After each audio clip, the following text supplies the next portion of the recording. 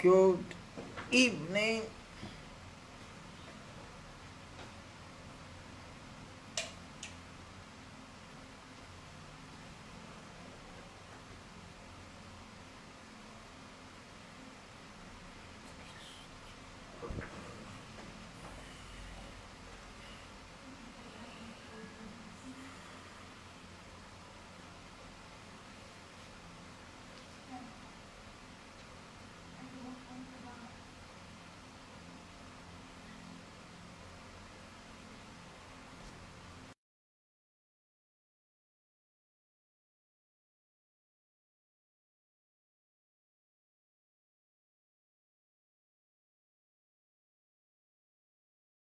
Say Jesus Christ is the same yesterday, today, and forever. Thank you for joining us in today's edition. Anywhere you're joining us from all over the world, whether in New York or in Africa, you might be in your morning, some in the afternoon, some in the evening.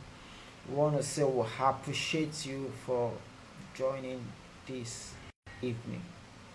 My name is Olumadewa Adebusuyo Olutayo. I'm the brain behind Waohlife.com. And what is Waohlife? Waohlife is an online medium that heralds the name of Jesus Christ.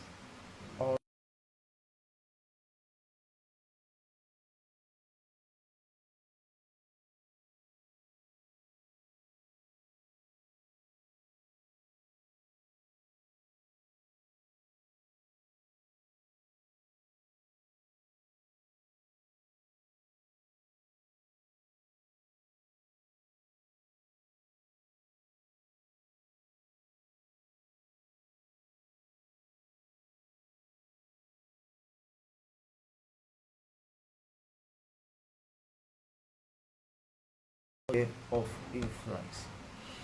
This evening, we'll be talking more in terms of Jesus Christ and politics. Why great people must join politics, and why great people must salt in this world.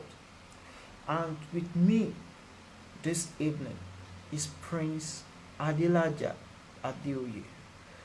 Prince Adelaja Adeoye is the publicity secretary of one of the Nigeria's foremost political party, a great personality, an erudite personalities, a personality who understand what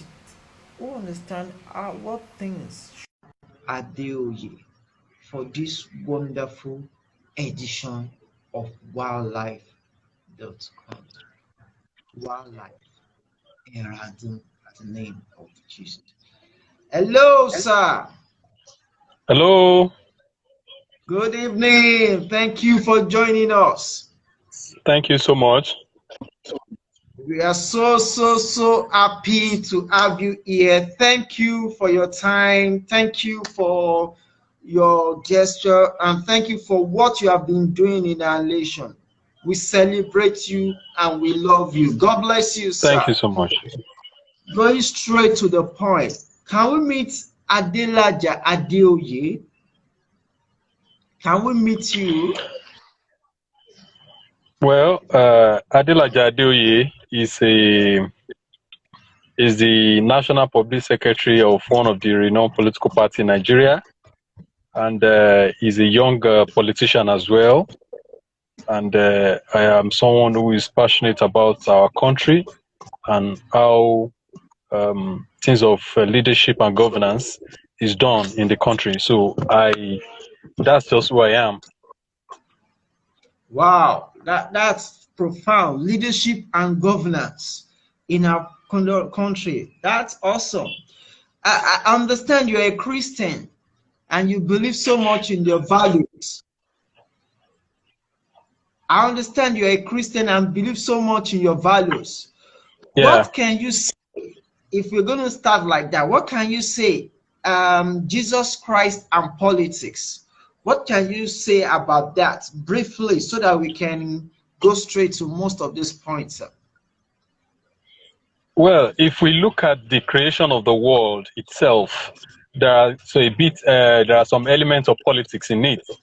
If you look at some of the things Jesus Christ himself did while he was alive, he did told us that while we believe in God, we must also respect the authority of our nation.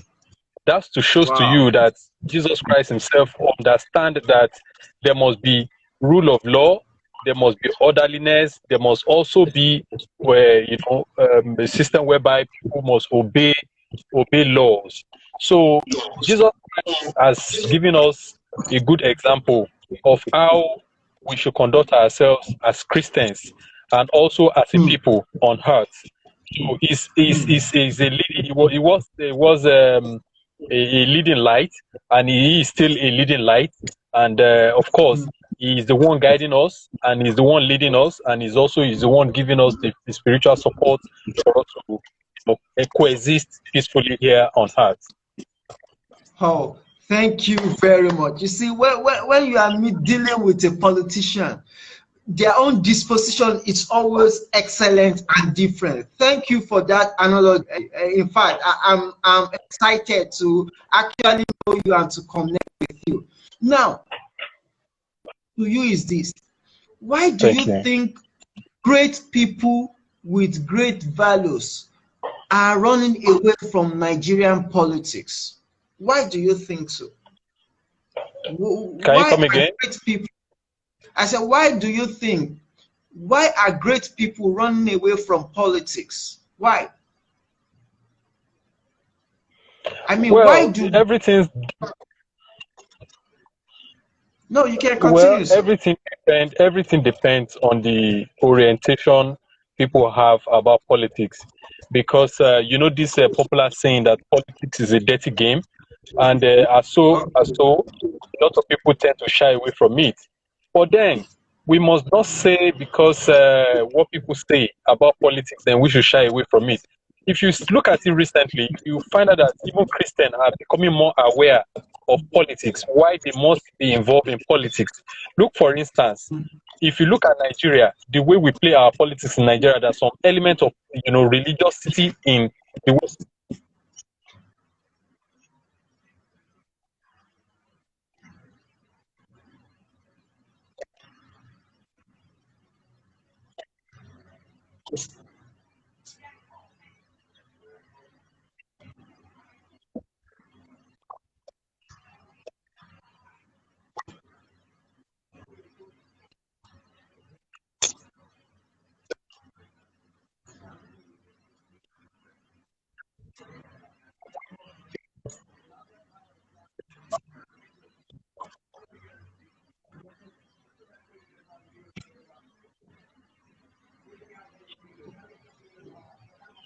Hello, can you hear me?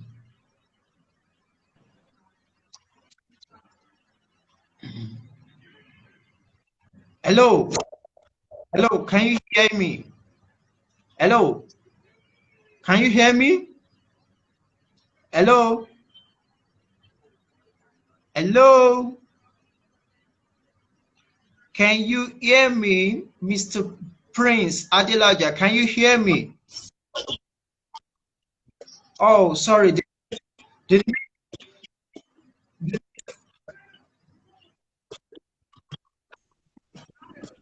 Okay, thank you very much. Sorry, I would like you to repeat that because the network didn't make me get it very well.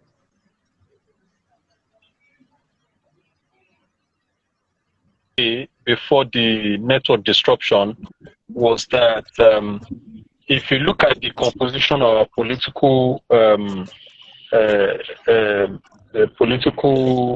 ideology in Nigeria, we tend to pair it between the Christian and the Muslim, or Muslim and Christian, and ethnic, either Yoruba or Hausa, Igbo or whatever,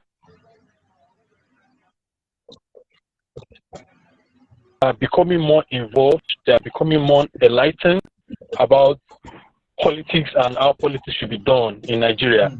And now, for example, we have Buhari versus appeared against Professor Yemi Oshibajo, who is a Christian and a pastor in the Redeemed Christian Church of God. And if you look at the last election, you see a lot of Christians coming out, to come and take part in politics, leadership, and governance, because this thing is not what we need to live out, for people, for anyhow people to do. Because as part of why people take into politics is for them to be involved directly and use that political power to influence and also, tell people how they should live their life, and for them to exhibit that life that Jesus Christ wants us to live. The exemplary life, for us to continue to be good, for us to always do good things, for us also to to make life better for people. Okay, all of those things Jesus Christ are known for, or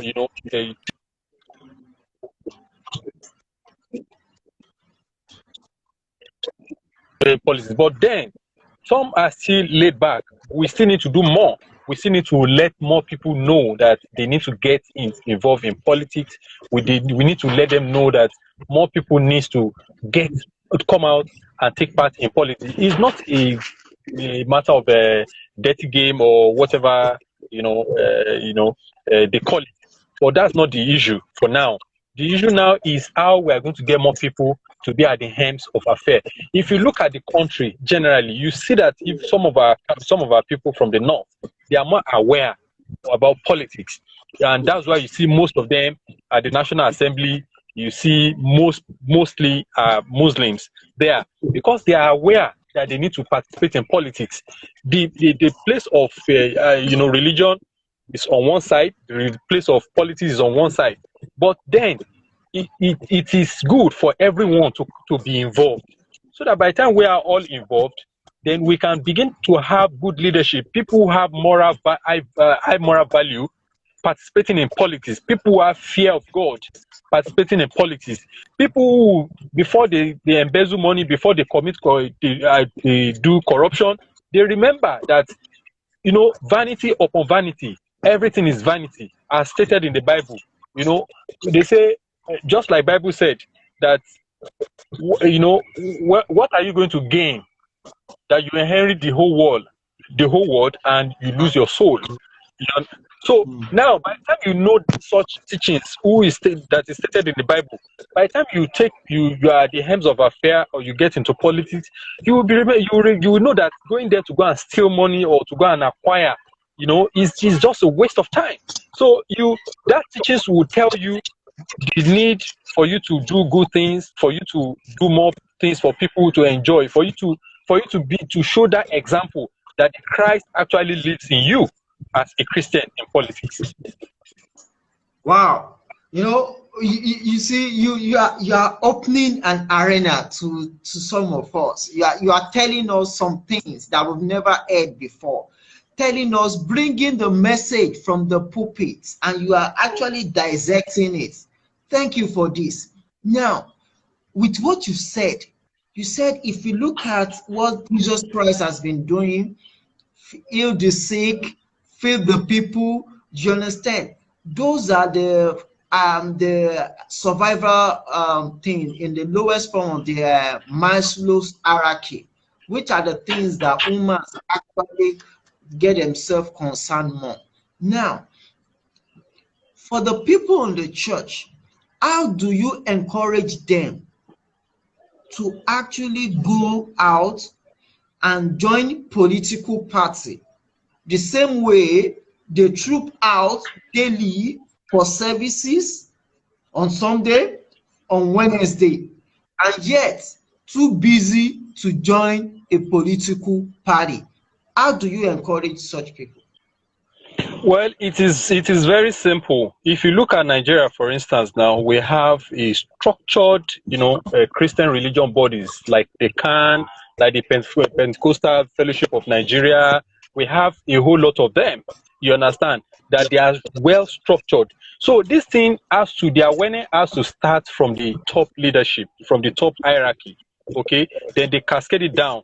Then we have GOs. I'm sure they have meetings of all the GOs of churches and things like that. These are places where they need to begin to have this conversation and now begin to cascade it down to their members, to their pastors, then their pastors also to their members. Because you see, it's going to be very painful, and it deserves to we as Christians. At the end of the day, by the time the people we don't want to lead us are leading us, but we are not making effort to stand up, to get involved. You understand? You see, like I told you earlier, even it is there in the Bible that we must take part in matter of governance in our nation. You understand? So our own is not just to be praying that the nation must be good. We must take part in making that nation to be good. We must take part. We must be at the forefront. Not just to take part, we must be at the forefront. That's why the orientation has to start from the highest cadre of the church, then to the pastors, then to the members. It is not a sin to discuss politics in the church, because whatever decision bad leaders make is going to affect individual churches, is going to affect individual members in those churches. So for us not to get to that point, we need to get involved directly. We need to begin to run for offices. Christians need to begin to be active in politics. They need to join political parties. Yeah, coming back to your question that how do we encourage them to join politics? You know, it's so simple. You understand? When they know, just like you mentioned earlier, that Maslow law of survival or something, if they know that their survivor is attached or tied to the politics, leadership and governance in the country, then they will not have any option than to go and join a political party and begin to cast their vote right. Because if one of them, for instance, now, I don't want to make some very complicated political statements, okay, because I know people will be watching this conversation all over and things like that. But if you look at Professor Oshibajo, for instance, we know him as a well-educated person, a professor of law. He was a former attorney general in Lagos State, and is vast, in academics, in politics, and religion, Christian religion. So having such person at the helms of affairs, we know what to expect. Is a complete groomed person who has the Bible close to his chest, you understand, and who has fear of God. So imagine someone like that as the number one citizen or the president of the country. Yeah, I'm just using him as example because he's not the only one that possess such characteristics. Okay, so you having people like that line up, at the presidency level, at the in the Senate level, at the Federal House of Rep level, at governorship in state level, at the state assembly level, have hundreds of them all over, and tell me if there is not going to be change in the country. Because Christians are Democrats, Christians are progressives. They always want a situation whereby things will improve, things will be better for us. If you look at it, it's not just about spirituality. We also deals in sciences. We also deals in so many things that's going to bring advancement to how we are going to live comfortable here on earth. Because remember, God gives us brain, God gives us knowledge, God gives us wisdom, because it's there in the Bible. If you look at the book of Proverbs that says, wisdom and knowledge is profitable. Okay, so these things are what God has given us, and God gives us for us to use it effectively, for us to be able to live well on earth. And living well on earth meaning that we must take steps, we must do some things. God will not come down from heaven to come and do what He expects us to do for us. So that's where Christians need to get involved in politics. That's where they need to get involved in governance and leadership, so that we can have a just society where there will be equity, fairness, and justice, where there is going to be progress, development, education, good healthcare system, and all of those things. So, like I said, it's not just about the spirit, Holy Ghost fire, spirit. You see, even our churches is built based on knowledge of human knowledge, sciences, you Hmm. see Yeah. architectural designs, you see all these fantastic buildings and things like that in our churches. It's as a result of science in us as a Christians that made all those things, all those edifices to come into being. So those are the things that Christians are going to replicate when they get into power or they get more involved into politics. I'm not saying only Christians, Nigerians in generally, good Nigerians, even including Muslims, you understand, are going to are going to make all of these things to happen. But since the subject matter is we are talking about Christians, you understand? So Christians don't need to lay back. They need to get involved. They need to be charged. They need to be at the forefront of politics. It's not something that they have to go and sit back. Another thing they need to do is we need to open our eyes so that we are not just being used and dumped at all time. Because if we look at some of the events of the past, whereby Christians will be carried away because maybe the way they pair one person to the other, and at the end of the day they'll go and massively cast their vote for where they're not supposed to cast a vote, and at the end of the day they'll be facing persecution like they've been facing now. Because if you look at the problem of Nigeria now, to be frank and to be honest with you, we cannot exonerate Christians from it. You understand? We cannot exonerate Christians from the problem of Nigeria today, because if they had voted right in 2015, that they didn't use blind sentiment, you understand, we will not be where we are today now. You understand? So those are the things we need to be very mindful of as Christians, as well as we are getting involved in politics. We need to have our eyes open. We don't need to let our brain to be stuffed with sentiment, or sentiment that's going to put us into trouble. So those are the things that we must continue to conscientize our people, continue to tell our people to be very careful, then so that we vote right. Anybody that you want to vote for as a Christian, that this Bible tells us about being diligent, you understand, in all our ways. We must do investigation. It is important that some of these people that we are going to be pairing with, or having joint tickets with, are people that you need to go and dig deep into their past and know who really they are. If there are people who are anti-Christians, who are people that will be supporting persecution of Christians, who are people who are going to be causing problem for Christians, so those are the things that we need to find out before we say we want to join anybody or want to team up with anybody.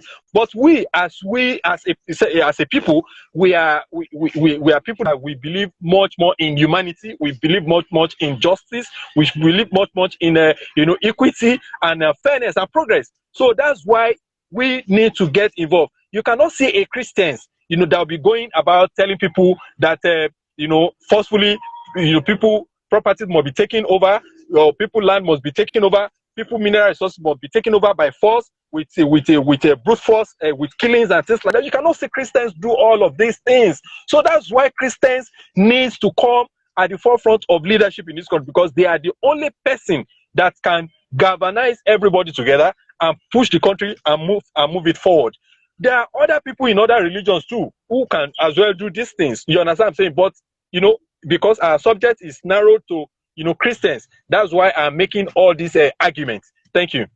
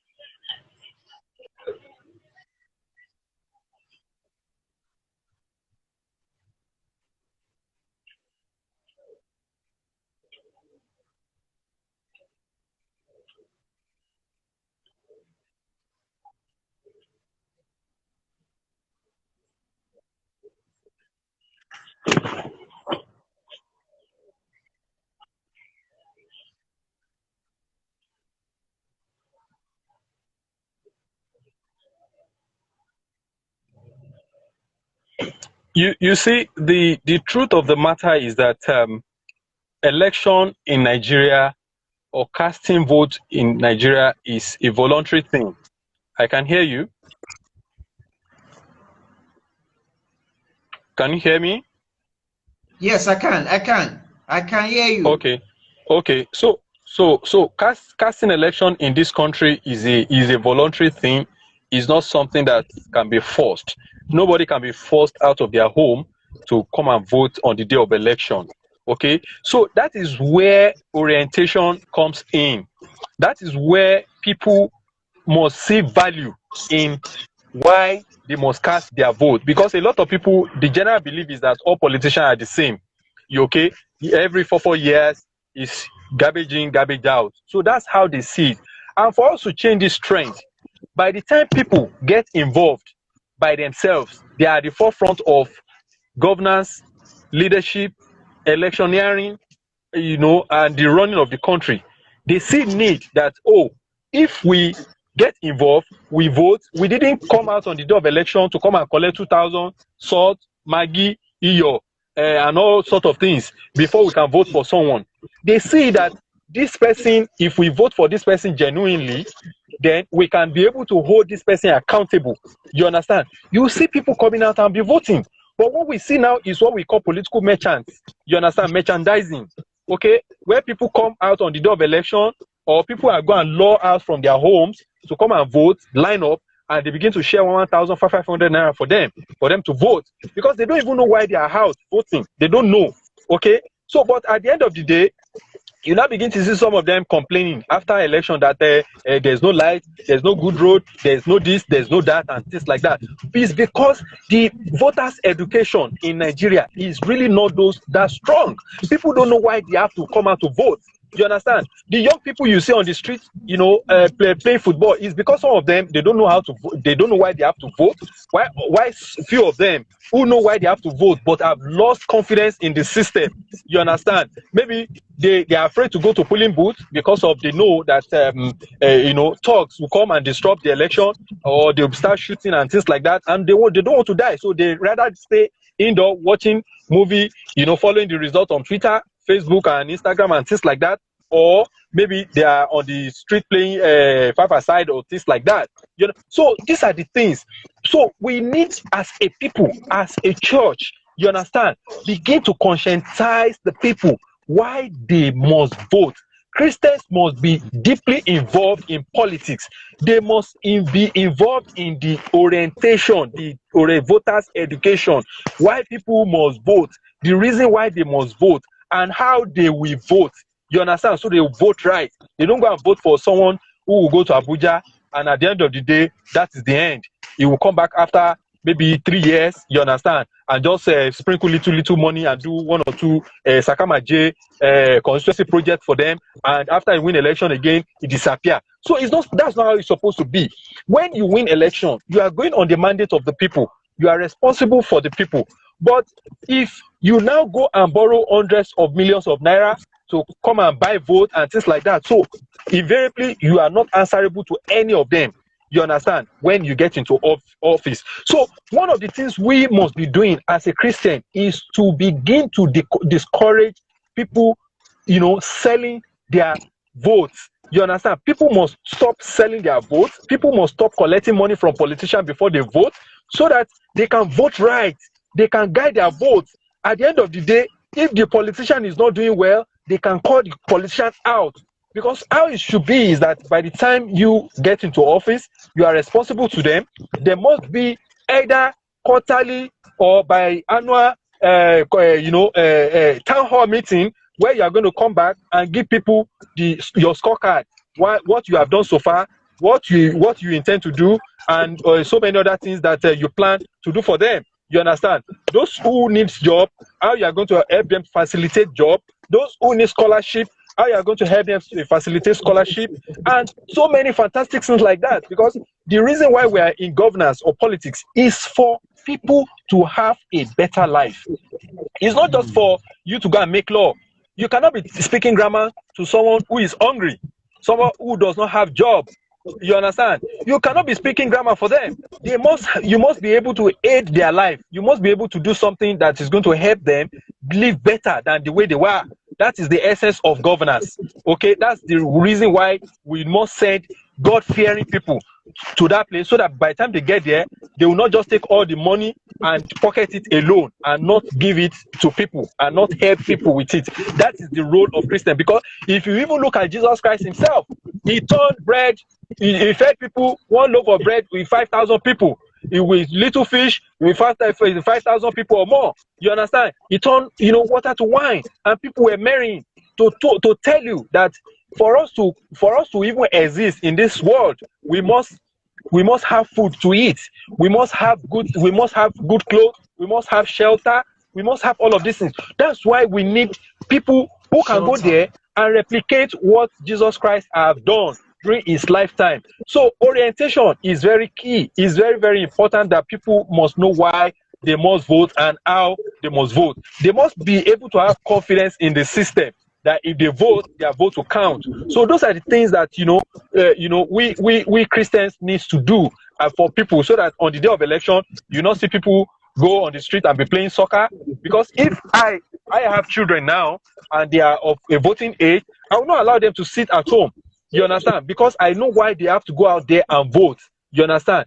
That's why we've been clamoring for electoral reform. We in the political aspect, that we've been calling on the president to sign the Bukola Saraki, the 2018 Electoral Act Amendment, which give rooms for a lot of improvement in use of technology that's going to render ballot snatching irrelevant. That is going to make transmission of results from polling units to ward collation center, to local government collation center, to the state collation center, and also to the federal collation center. That's going to make it seamless, because all of these things are going to be used. They are going to use technology to get all of these things done. So those are what we have been clamoring for, and we are not going to stop. Because by the time all of these things come into play, you now begin to see people, they have confidence in the system, that they are just like what happened in Lagos in 2019 in Okota, where some thugs went there to disrupt the ballot box, and they beat people, chase them away and things like that. But by the time thugs know, even politician who is sending them knows that it's just going to be a waste of time be sending thugs to those places to go and disrupt the election. They are not going to send them. Then we are also talking about electronic voting, a situation whereby people are going to can stay at the comfort of their home, even just like as I'm talking to you now in the comfort of my car. My vote is going to count without having to interface with anybody, without having have the fear of thugs coming after me or things like that. You understand? So those are the things, those are the reforms that we young people in politics have been pushing, because we believe that any governance, any policy for us, without us, is not for us. You understand? So we cannot allow people who are still in the 60 to be making laws for us or be making policy for us that in 2020. So these are the things that we are working hard to achieve. That's why you see someone like me, I've been so very passionate and I've been so very active in politics. As some of you know, as some of you have been following what I do, you understand. Of course, we are still going to do more. We are not going to rest on our oars. We are still going to fire more until when we're able to have a better system in this country. A system where every one of us can really call Nigeria our home. A system where all our children can grow up and give us credit and not blame us that where were you people when the country is getting spoiled? What was your contribution, daddy? What was your contribution, mommy? We'll be able to tell them this are what we're able to do during our time. You understand? So it's now left for you now to take it off from where we stop. So that's the kind of Nigeria we are passionate and we are working hard to achieve. And I believe by the time young people comes together, people, Christians come together, I believe we'll be able to achieve all of these things by the special grace of God and in the name of our Lord Jesus Christ. Thank you very much. I could feel the energy. The energy is, in fact, I could feel it. Thank you very much. I'm so elated. Now, you made a statement. You said we need to discourage sales of votes. That's one key. How do you um, create a platform that this will be a national campaign, discouragement of personal votes. How do we generate a momentum for this? Because those are one of your key. You see, one of our undoing in Nigeria is that the environment has been so polluted with vote buying, and it does not start today. And it is not only being done in Nigeria, but it's just unfortunate, like the way we do it in Nigeria, we overdo it. You understand what I'm saying? You see, for us to discourage people from vote buying and merchandising and trading on the day of election, it takes a huge sacrifice on the part of everyone, including the politicians, okay, and even the society, the church, which is larger part of the society, to go out and begin to tell people value of voting. Because if people know the value of voting, I am telling you, all of this vote buying and merchandising on the day of election is going to drastically reduce. But if people don't know why they are voting, it is easy for them to stroll to polling units and collect 1,500, even as low as 200 naira to vote for whoever that is giving them the money. You understand? I know we are poor. Nigeria is a poor country. A lot of us, we know what we have been doing in this regard to help one or two in a way we could. You understand? But we should not allow our poverty to be a source of impediment for our progress. Because if we don't get it right at the poll, then the problem will linger on. That's why I mentioned it earlier that we must be careful. We must be very, very careful on what we do on the day of election, because you cannot go and collect money from politicians on the day of election to trade your vote for them, and you now come back and be complaining. You cannot complain because they've already paid you out. They expect that whatever they pay you on that day of election should last you for the next 4 years when they come back again. But by the time people knows the value of voting, they know why they are voting. They know that if they vote credibly for a credible person, honestly, they can hold the person responsible if the person is not doing what they expect the person to do. You understand? So it takes you and me to make sure that we discourage this vote buying. INEC can only pay lip service to some of these things. On the day of election, they can only tell you in the media and say, yeah, they are working very hard. They've come up with policy that is going to, prosecute or jail whoever that's engaged in vote buying or vote selling. You understand? They'll tell you security, whatever. I'm a politician. I've been doing so many elections in this country, so we know what goes on the day of election. You understand? So all of those things are just theory. They are not practical at all when it comes to real election that happens in Nigeria. You understand? So that's why we must take notes. We must be very careful. We must continue to conscientize the people. We must continue to tell people the right thing they need to do.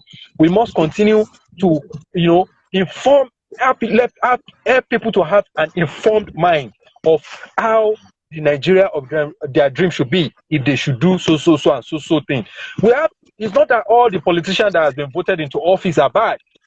Some of them have done incredibly well, after getting into office. You understand? So it's not that all of them, but it's just that larger percentage of them, they see it as an avenue to make money for themselves, to enrich themselves, and not service to the people. So, but by the time we now see people who have the mindset that, okay, it is all about service to the people, there's no how you, as moderator, will go to National Assembly, okay? You'll be elected into National Assembly or wherever. That you are not going to benefit on your own. But the fact that you are an elected, public official, there are some free benefit that's going to come to you. You understand? That will make you to be okay on your own. But it's just that some of these people, they don't go on their need. They become greedy in the process. You understand? Just like the Bible says that there is only a foolish person that wants to acquire everything in this world and lose his soul. That's what most of them don't understand. And at the end of the day, by the time they die, all of those things will amount to nothing or waste. People who never even worked or even struggle for all of those things, they will inherit them, and the life will go on. You understand? What every human being should pursue in this world is how to make the next person happy. You understand? With the little you have, you can share it with other people. You understand? If let's even start it from there. You have 10,000, you should be able to remove at least 2,000 from it and share it to people. You understand? So by the time you have 100 million, you'll be able to share 10 million to people. You understand? So you to take this one. But there are some people that they have 100 naira, they cannot even remove 1 naira out of it and give it to the next person who is hungry, falling sick and things like that. So those are the things we begin to need to know in those people that we are going to be electing. We must know if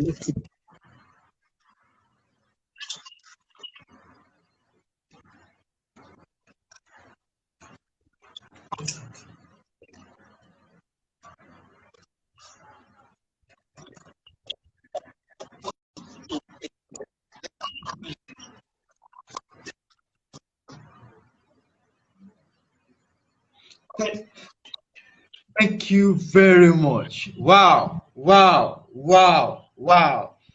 Thank you very much. Now, awesome. Now, thank you. You at the beginning, you made a statement the other time. You said awareness must start from the church. If I can ask you a question, who is the mother of Jesus Christ? You can tell me. If I tell you, I said if I'm asking you a question that who is the mother of Jesus Christ, you're gonna tell me. If I ask you a question, who killed Goliath, you're gonna tell me, because you have the knowledge, you have everything. Now, my question is this: don't you think it's high time that some of our messages in church get a lot towards the affairs that is affecting the nation? Don't you think we start addressing those things from the pulpit?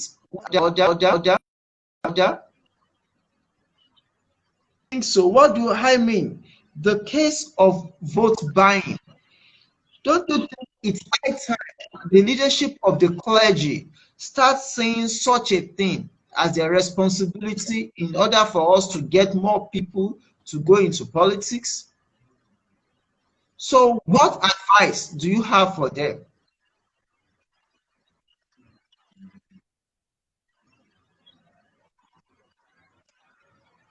Hello?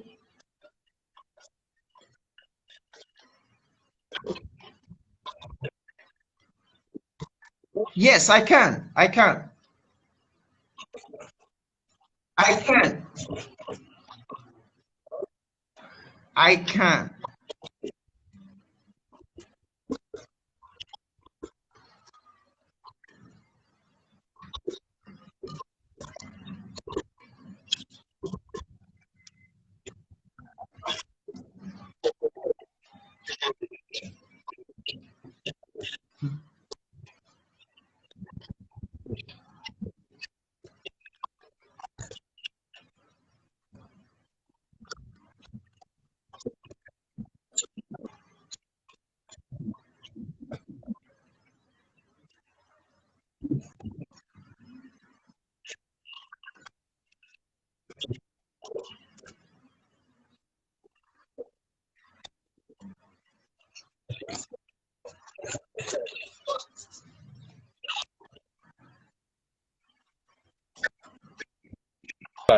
on the pulpit, okay? And also we need to be timely also the way messages are delivered on the pulpit, so that I said we need to be creative in the sense that they will not say that most of the pastors are now turning into politics or playing politics on the pulpit, okay? So there's a way the pastors or the Christian leaders are going to package this message to their congregations, so that at the end of the day, the message can drive down to everyone. Okay, there's a way. Some of the followers, they so much revere or respect their religious leaders so much, okay, that they take whatever they say even without even any objection. You understand? Then that's why I'm saying that they need to find a way to tailor this message, that it is wrong, it's even a sin for you to go and buy vote, or for you to go and sell votes on the day of election.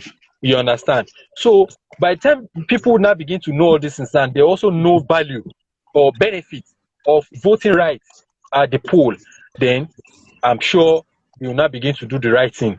But if they don't know, no matter what you say, because for me, it is important that the message is tailored or packaged in such a way that it's going to be a message of value.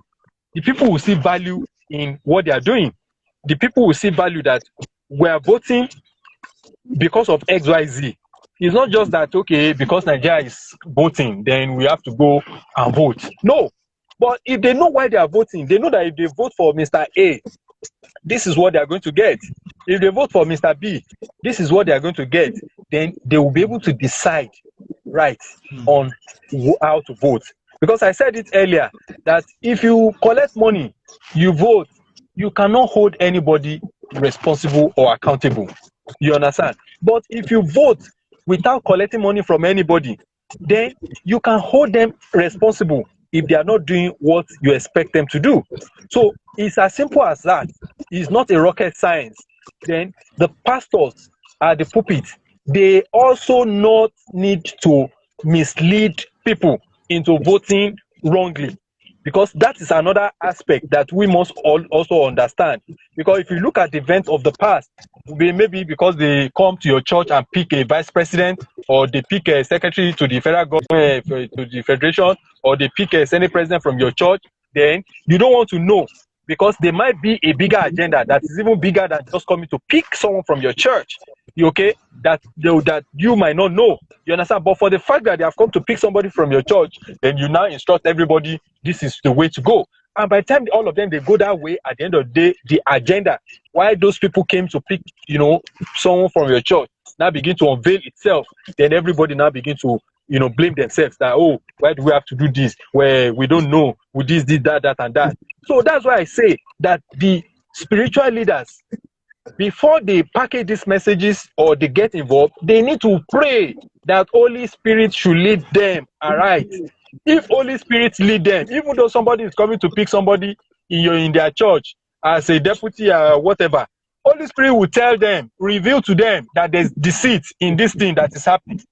Holy Spirit will caution them and tell them that they need not to go ahead or tell people. They need to tell people that vote your conscience, not that they will systematically direct them to go in such way. We have seen what has played out. So that's why I'm saying that the leaders, they need to consult Holy Spirit and also be able to say the right thing and not mislead people, because every human being you see have their interest, and people under them might not know what their interest is.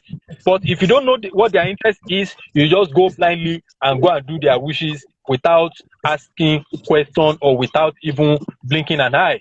So that's what I'm telling you now, that Holy Spirit should be their guide going forward, so that mistakes of the past will not repeat itself as we go on.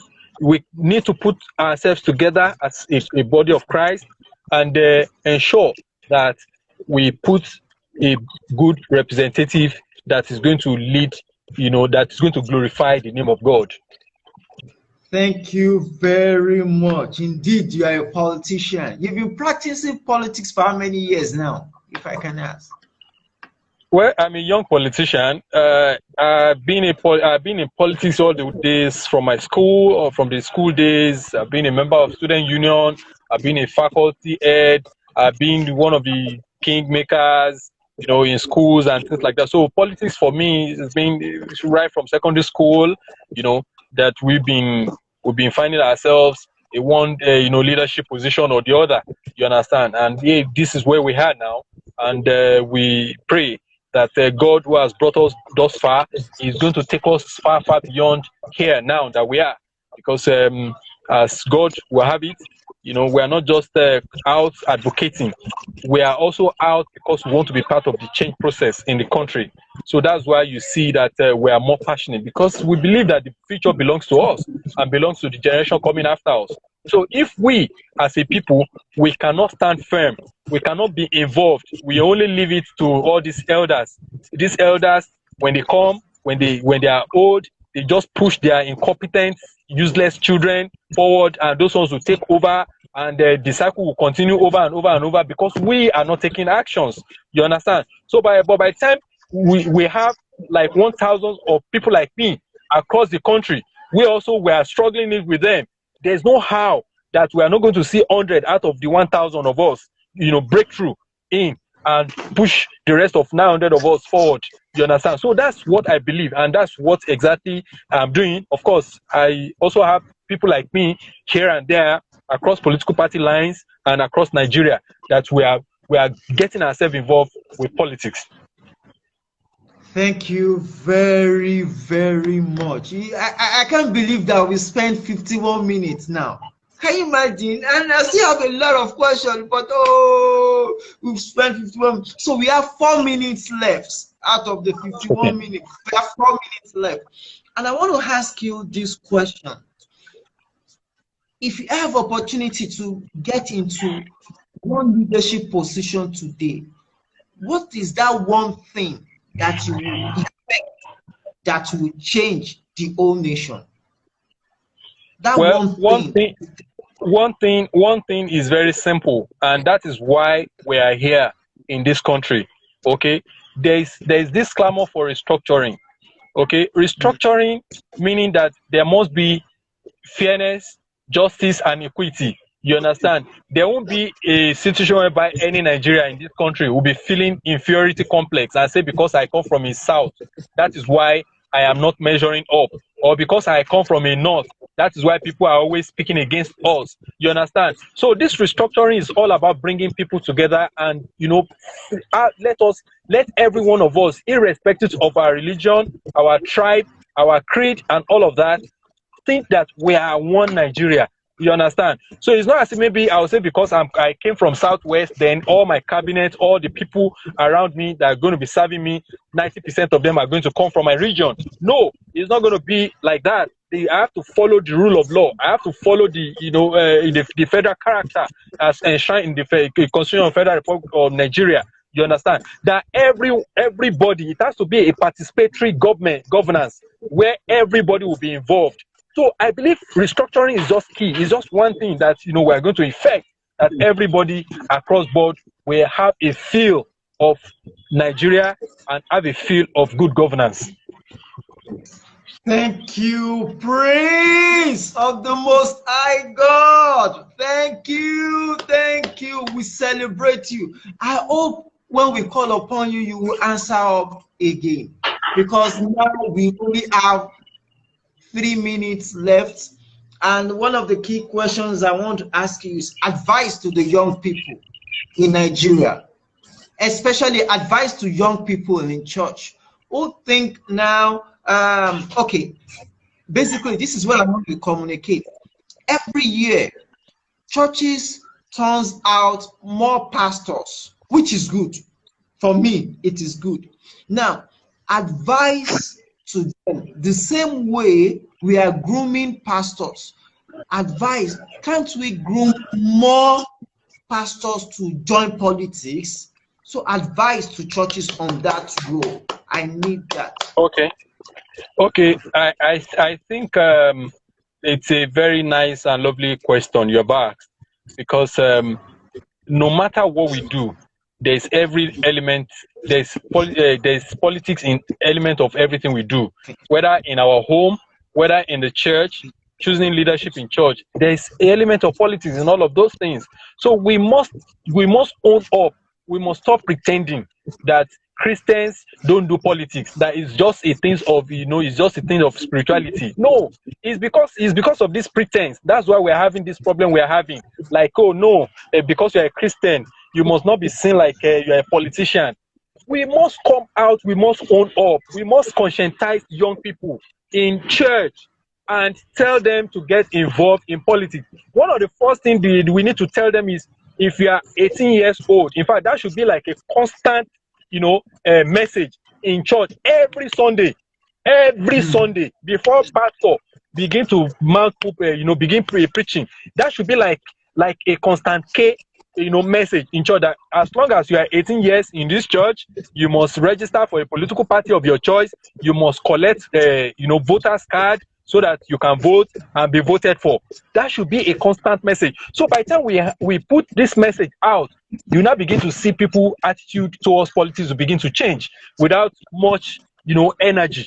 You understand? It's something you hear today, you hear tomorrow. If you don't have it today, if tomorrow you might want to have it. You understand what I'm saying? So all of these things are things that you are going to get yourself involved with. Thank you very much. We have 120 seconds more. Thank you everybody for joining us today. We've been talking with Prince Adelaja. Adelaja. Right? No, Adelaja. Prince Adelaja, the National Publicity Secretary of which of your party? Just ADP. Tell us. ADP, National Publicity Secretary of ADP. Thank you. I hope you're going to answer us again, because you see, we have a lot to discuss. But thank you for coming on to this. We'll get back to you, and I hope we know you are so busy, but out of your busy schedule, we pray that God will give you opportunity to answer us again. Thank you, and we love you. Thank you very much for your time. Thank you so much. You are welcome, sir. Thank you. Bye.